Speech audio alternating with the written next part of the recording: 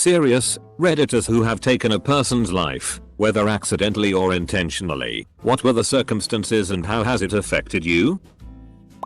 A 12-year-old boy rode his bike in front of my car and died. It kept me up for a long time. I definitely had PTSD. I did a lot of drugs to compensate. I didn't invest in having a good future because I didn't feel like I deserved one.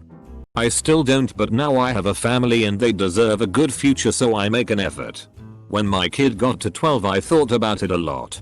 She's 14 now. I know the accident wasn't my fault, but it still feels like it was. I already had some depression before that happened, and after it's been a regular battle. There are days where just getting out of bed is a major victory. Over time the guilt and depression have lessened and I have tools to deal with them, but it's still something that haunts me. A car accident. It happened to be a little girl decided to run across the road without looking or stopping for a moment. Even though it was almost 10 years ago, I am still haunted by this event, and only her mother, when everything is in sight, saw it. Wow, I can only imagine how hard that must be to carry that load. Do you mind me asking what the outcome was? Presumably there was some sort of trial to ascertain the circumstances? Did you meet with her mother? IDK, what the precedent is for those type of things whereby it was no fault of the driver. And really, it was not your fault. It could and has happened to lots of people. I hope you've found some way to make peace with it. I'm sorry this happened. A man attacked my wife. I killed him. We divorced. I became a drunk. I still am, but I am functional. It happened 30 years ago, but I still don't sleep well. Was raped in prison while still remand. A doctor once said to me when I was drinking, "You know that alcohol will trap you in the past?" And I laughed because the past was the only place I had ever felt happy or could ever imagine feeling happy. 22 years ago I got sick and tired of being sick and tired. Nowadays I get to feel everything. There has been some horrific shit in the last 2 decades, but not a single thing that drinking would have improved. Probably not the answer you're looking for, but my mom and twin sister died when I was born. My sister was going to struggle. They knew that she might not make it, but my mom started bleeding and they couldn't stop it. My oldest brother said my dad was different before. I know my dad loves me, but there's always this weird feeling between us. Oh gosh. As a mom, I wouldn't mind at all giving up my life for my little girl. I just pray she would be happy. That's all parents want for their kids. I'm so sorry you have been through so much. If you ever want someone to talk to, my box is open. I've effectively killed plenty of people as a former nurse. I lost count after a while. But I worked in a number of major trauma centers. So quite a few. All the evidence indicated that they were going to die. But by extubating, pulling their breathing tube out, switching off their ventilator and life-sustaining drugs, I was the one who expedited their death. To be honest, it never seemed to bother me as much as a lot of my colleagues. We'd often get support if we'd had a lot of deaths over a short-term period. And we'd have to go through all our feelings. But I'd usually end up giving them the answers they wanted to hear. Because they wouldn't really get that I genuinely was fine. Most days if you had a death you'd end up with another patient shortly after. I'd support the relatives as much as I could and wouldn't want them to feel in any way rushed. But my focus after they left would be on admitting and stabilizing a new patient. Was driving to the mall one evening. A car made a left turn crossing my lanes, causing me to T-bone them. Teenage boy in their passenger seat and my girlfriend in my passenger seat both passed away. This was almost 20 years ago. I've since married and I have 2 sons. And mostly, I'm just numb. It's not that I don't care about things, but I don't experience true happiness all that much and just have an ambivalence I never had before that day. I've moved in most ways, but my emotional range has never really recovered. My best friend killed his neighbor's 2-year-old daughter. He was driving past her house towards us and she ran into the road after a cat. He never returned. In fact, he just got removal men to empty the house for him and only saw the neighbor at the inquest. He was cleared of blame. The car was in perfect condition. He was sober and only doing 12 miles per hour. He never spoke to the parents. It haunts him to this day because he knew the little girls so well. He just can't bring himself to speak to them.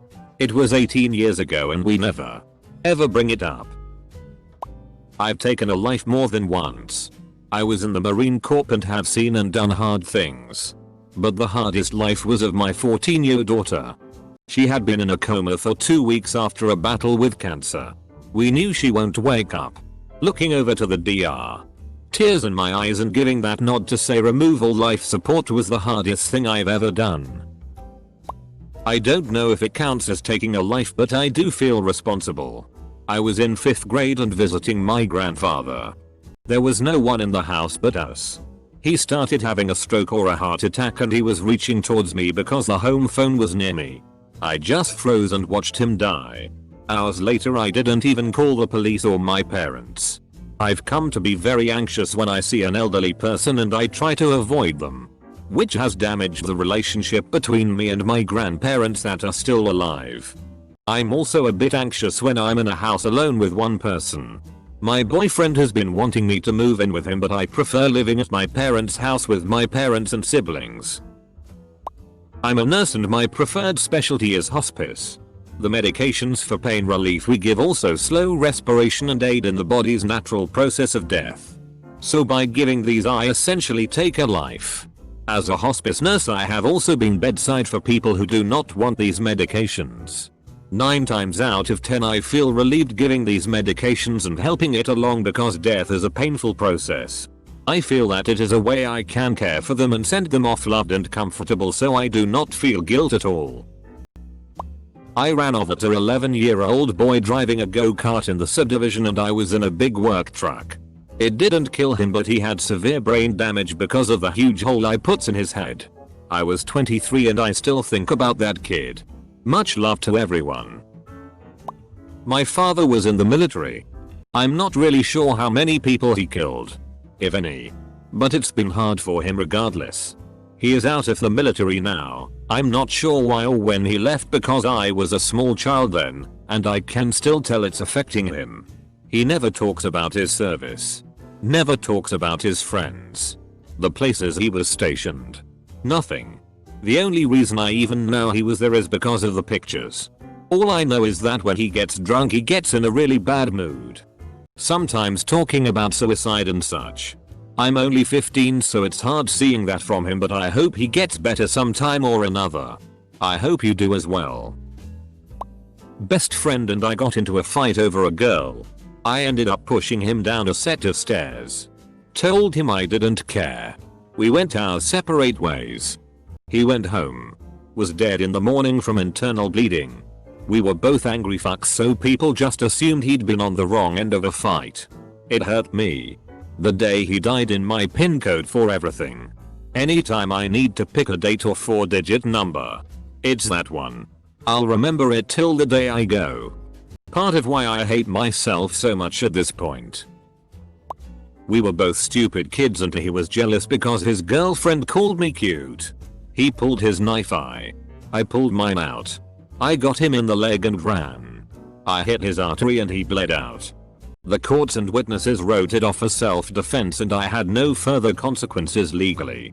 To their family I will always be spoken of as the girl who murdered their son. I don't live there anymore because that toxicity spread like wildfire and was suffocating. I once was driving home from school. There was a cardboard box in the middle of the street. I was looking at it and questioning myself to hit it or not. I was like 18. In the last moment I didn't and passed it. Looked in the rear mirror. And a child hoped from under it. I parked, cried for 15 minutes that I almost killed someone. It was scary. Till this day I never leave anything out in the street without checking. OMG. This happened to me as well. I was probably 16/17 years. Box in road. I didn't even think about hitting it though. Went around and in rear view mirror saw kid get out of it. Never seen anything like it again, but always swore if I ever did, I'd stop and make sure just in case. It's been almost 3 years now, but I still believe I killed my second husband. I brought the flu home from work. He had a weakened immune system from years of problem drinking. I got better. His liver shut down. He went to the ICU but everything started going fast. Technically, he died of sepsis due to the flu. I was also the one who had to decide to take him off the ventilator. He was already gone. I could tell from his face and his eyes. It took 2 minutes when they turned off the machines. Everyone says it's not my fault. But I brought the flu home. I'm the reason he got sick. I took him off life support. Survivor's guilt sucks. Not quite the same thing. Our third child was stillborn. Full term. I was having exsection in just a few hours. I thought my water had broke. But it was all blood. Husband rushed me to the ER. She was gone. I screamed. A lot. Spontaneous complete placental abruption. I spent hours holding her. She was beautiful and looked completely healthy. Wishing that she would just wake up. So much guilt. I had many tests done. And they all came back saying there was nothing I could have done differently. But still. That's my one job. Keep the baby safe. And I couldn't. Stroke. I'm a doctor. When I was in residency I did a procedure on a patient in the ICU that perforated their bowels and they ended up dying. She had been intubated on pressors for over a month and was never going to wake up. But that was definitely the nail in the coffin. I've since had multiple patients who have died. And some I wonder if I could have done something differently and do feel responsible ultimately. Because I was in charge of making them better. The bad outcomes have really haunted me. I've had panic attacks out of nowhere. It has taken years of therapy to be okay. I did some hospice med management for the overnight shift. I did the whole morphine every hour to help ease suffering and guide them to a pain-free death. They never explained to me what exactly I was doing. After I helped this wonderful wizard of a man I did some research. Really interesting to find out what I was doing. My mom had to do this for my grandma. She never wanted to die in a hospital and my mom brought her home. Hospice nurses came every day but they gave my mom 3-4 different drugs to give to my grandma. It was a few day process. It was incredibly exhausting for my mom.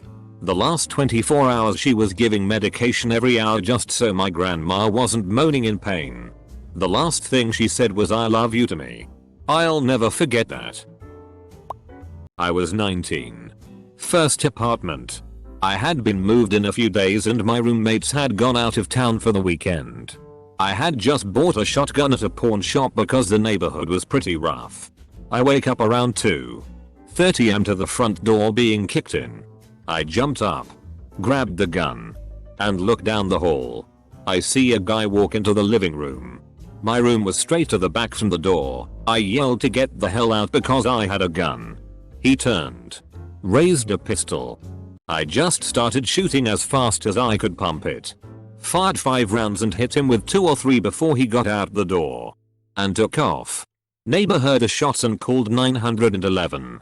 Police followed the blood trail into a backyard about a block away. He died on the way to the hospital. Apparently was high as hell on meth when he broke in. It bothered me for a long time. But at the end of the day, in my eyes, it was him or me. Hope to never be in a situation like that again. I had a real close friend. Kind of a fat guy. Long story short, at that time we were both getting high. He overdosed on me. I dragged him out of the driver's seat and put him in the passenger's seat, then drove to the hospital. I helped the paramedics get him inside, then I took off. The next morning my house got raided and I was charged with murder. 14 days later at the preliminary exam the charges were dropped. People still think I murdered him and a lot of people hate me for it. Because he was a really great guy. Probably not exactly what you're looking for. But in the military I'd taken several lives. It was easy to just put it aside more or less at first, but eventually I started to really think about what I'd done. I was always prone to depression and anxiety as a result of my FUBA childhood. And this definitely did not help. I've had several fairly extreme mental breakdowns since I returned to the States. I'm not going to go into detail. But I'm an American military combat veteran. I've killed my enemies in the line of duty and honestly don't feel much emotion and rarely display it. I have PTSD. but don't collect any disability even though I know I should. I'm surprised I haven't read or at least found any other veterans admitting this. It makes me more worried about my fellow Marines soldiers that hold this inside. I suppose I'm one of them as well. I know from what I've done I have a short leash to holding my anger on petty issues. People piss me off every day complaining about the most minor bullshit. On a side note, I'm happily married and have the coolest 4-year-old son. To everyone that has posted their experience, I hope you all cope well. I don't know if he died or not, but a homeless man leapt in front of my car in the middle of a busy street during the height of summer years ago. I mean literally. A flying leap in front of my car doing a decent 40 miles per hour. I called an ambulance for him and, to my shame, locked my car doors and stayed in my car while I waited for the ambulance to arrive. There was a lot of blood and he was yelling words but I couldn't really hear them. If that makes sense. It seemed like more blood than a human could have in their body. I didn't look at the state of him. They asked what happened. Loaded him up in the ambulance all strapped in and I swear swaddled. Still don't know what that was about. And I never saw him again. I don't think about it too much. Even if he did die. It wasn't my choice. I was going the speed limit and in the far left lane for an upcoming left turn. He came out of an alley and I wouldn't have been able to see him in time based on the geometry of the nearby buildings. I don't hold any guilt over it. Except that I didn't try to render aid. This was before I was even in college. So I knew next to nothing. But still. Could have tried to help. Ick now? I was hit by a car around the age of 13 or so. I can't remember. I went back to school to get my bike after my dad picked me up. Uphill is a bitch. Anyway, I was walking and looked down both ways if I can remember correctly. All of a sudden a car came speeding down and before I could see it, the sky was the only thing I saw. Luckily I knew how to tuck and roll and escaped with minor injuries but in pain and limping. The lady driving the car didn't help me and made me get in her car. When I got in I look to my right and I see her daughter about 4 years old in a car seat with burns all over her body. She drove me to an abandoned college and I swore she was gonna dump my body in a large dumpster full of furniture and whatnot. Luckily, someone saw and called the cops so I was saved. I thought I was gonna die that day. When I was 14 my uncle, dad's friend, was having a hard time with his marriage. His wife cheated on him daily. She didn't treat him right. It's a long story. She was a bad person. I don't know why but I blame myself. Mostly her. Anyways. So. One night he comes over and asks us kids to show him Facebook. Back then I didn't understand what was happening. He was losing his mind. Trying to search and look her profile up. Tried to figure out something we didn't fully know then. It got to a point where something came over him. A realization of some kind. I remember him being sad. Paralyzed in fear and disbelief. He left soon after. He took his life that night and I found out the following morning with my best friend over. I never told my parents. My siblings and I never talked about it. I just feel responsible in a way. I know I'm not but this feeling of I shouldn't have let him leave comes over me all the time. R.I.P. Aaron Z. I was driving on the highway on the far right lane going about 80 miles per hour. When the car next to me decided to go switch into my lane without checking his blind spot. I tried to brake suddenly once I realized what was happening but the other driver still managed to smash his nose of his car sharply into my left side. This caused me to shift drastically to the right barreling towards the shoulder where unfortunately there was a car pulled over due to a flat tire. With a 17-year-old inside the driver's seat. I slammed on the brakes as hard as I could but that didn't stop me from plowing into the stalled car. I somehow lived and spent a few weeks in the hospital recovering from some broken bones and a punctured lung.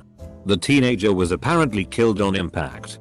From what the first responders told me, I fell into a deep depression for a few years and had huge survivor's guilt. What if I was running 10 minutes later? What if I just stayed in the middle lane instead? I battled it by going to therapy.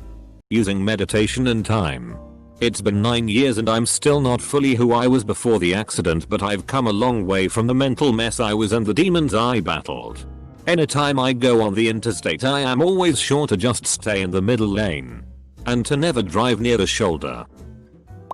My older sister, plus minus 21 was driving my friend back home, top 11 yo, and I went with her. While she backed out of the driveway, she ran over an old lady on visiting her kids from Greece. My sister thought she ran over a garbage can. The truth is, I saw the woman. The light in the street wasn't working. She was in all black and no reflection bands. I wasn't in the mood to be screamed at and treated like crap, so I didn't told her there was someone crossing the street. It's been plus 17 years and I still feel extremely bad for not telling her. The lady ended up dying from complications a few months later. The lady's family moved a few months after her death. They were second or third neighbor.